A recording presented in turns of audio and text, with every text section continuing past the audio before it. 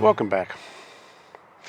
Well, you know I've got the Scott, but before the Scott, there was another bike, the Volition. So today I want to talk about the Volition and the battery. And why the battery? Well, recently we've run into some problems.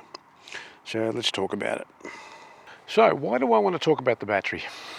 Well, recently I realised I've been neglecting this bike. I mean, the original plan was for my wife to take it out regularly, but weather, a number of other factors meant that it's been locked away for, I don't know, nearly 3 months. And I thought, oh, I better do something about this, go for a ride. So off I went, put the battery on, and off I went. About 5 minutes into the ride, the display turned itself off and I lost all power to the motor. I said, oh God, what's going on here? So I tried to turn it back on, it wouldn't happen. So what I did then was to flick this switch here, turn it off, and then turn it back on, wait another minute, turn it on, and it would come back on. So I would then go for another ride. And the charge was saying, well, the level meter was very high, look, it was around the 80% mark. And I think the voltage was reading around 56 volts. So, I continued down the road, and about 2 minutes later, off it went. And this process repeated itself a number of times where I decided, fortunately I was only just going up to the shop, so I decided to turn around and I rode home, and again fortunately most of it's either flat or downhill. Came home and took the battery off and thought, what am I going to do? So I sent an email off to Volition, and they came back promptly and suggested that what I probably needed to do, because I had stored the battery on a full charge for a number of months, that I might have to rebalance the battery. So what I had to do then was to try and drain the battery as much as possible, which I managed to do by a couple of little rides, lifting it up, running the throttle. Anyway, I got it down to about half full.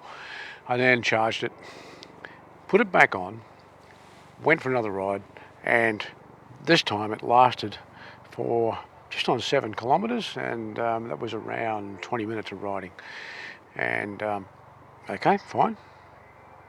Came back, took the battery off, put it back on the charger, charged it up, took it out the next day, and this time I managed to get about 12 k's out of it.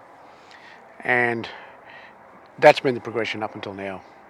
I think I got about 15 k's.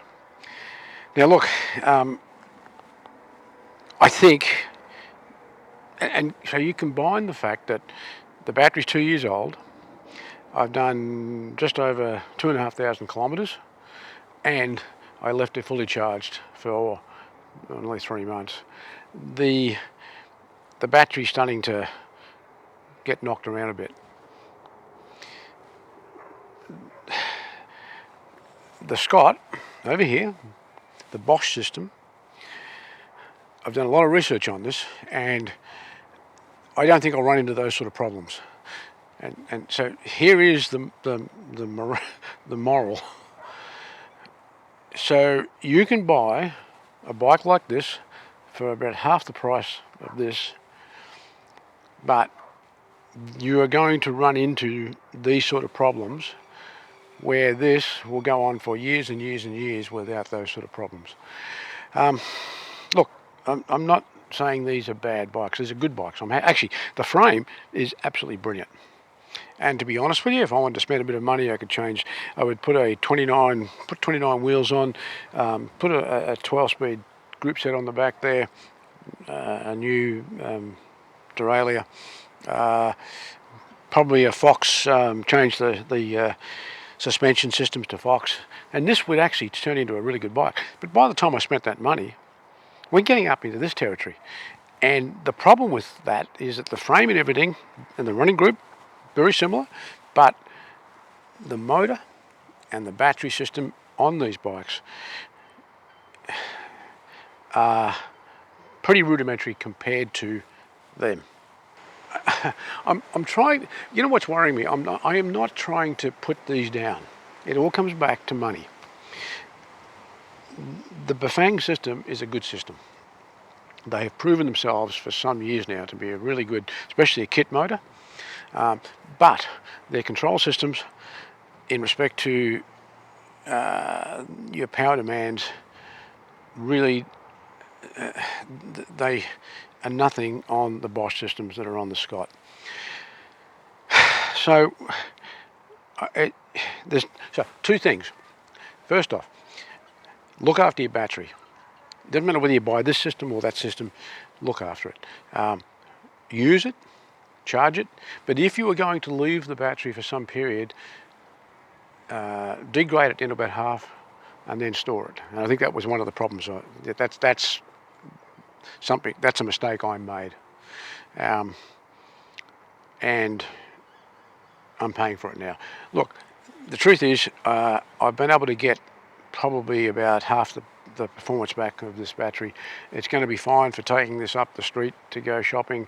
I can go 10-15 k's on it without a problem, but there's no way with this battery now in the condition it's in that I could take it for very long rides and trust it.